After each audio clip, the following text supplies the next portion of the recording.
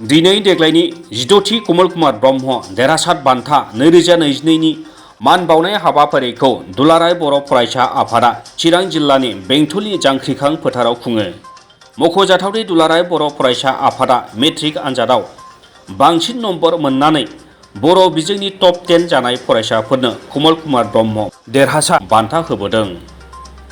2022 मायथाइ एबा देग्लायनि मेट्रिक आनजादनि बर' बिजोंनि बांसिन नम्बर मोननानै कमल कुमार ब्रह्म देरहासार बान्था मोननाय सा 13 फरायसाफोरा जाबाय बाक्सा जिल्लानि इउएन एकाडेमि कुमारिकाटानि दीपक बर', उदालगुरि जिल्लानि इउएन एकाडेमि खैराबारिनि मनदीप बर', क'क्राझार जिल्लानि इउएन एकाडेमि क'क्राझारनि बोसोनगिरि मुसाहारि, क'क्राझार जिल्लानि गुरुदेव कालीचरण ब्रह्म एकाडेमिनि दिपदिउति बसुमतारी, बाक्सा जिल्लानि हाथरखि फरायसालि सालबारिनि रंजालि खेरखातारि, बाक्सानि आहम गुरु बाथौ आश्रम फरायसालि बर' बाजारनि अन्जु बसुमतारी, बाक्सानि इउएन एकाडेमि बरमानि जिनजिरि बर', बाक्सानि हाथरखि फरायसालि सालबारिनि जयस बसुमतारी, इउएन एकाडेमि क'क्राझारनि जुगामि बसुमतारी, बाक्सानि इउएन एकाडेमि मुसलपुरनि उपामा बर', बाक्सा जिल्लानि इउएन एकाडेमि तामुलपुरनि मौसुमि स्वर्गियारी, बाक्सानि जलागाव इउएन एकाडेमिनि किरात बर' आरो इउएन एकाडेमि बरपेटानि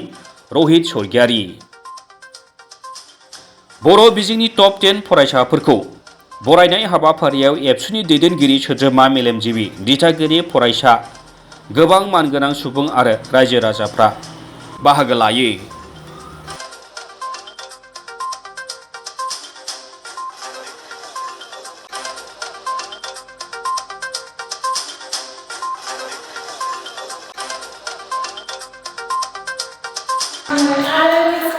इयुनाव जाखिनि एसएससि आनजाद बिथांमोनाव फंबायमोनसिम आं गोसोबा जासिहरो। नोंथांमोना दानिफ्रायनो मोजाङै फरायखा, माने उनावहाय समनि आंखालाव बारा मोजाङै सिलेबासखौ कमप्लिट खालामनो हाया जायो। बेनिखायनो दानिफ्रायनो मोजां फरायखा, नट्स बानाय आरो जेसेबां हायो इउटुबफोरनिफ्रायबो एसे नायनो नाजा।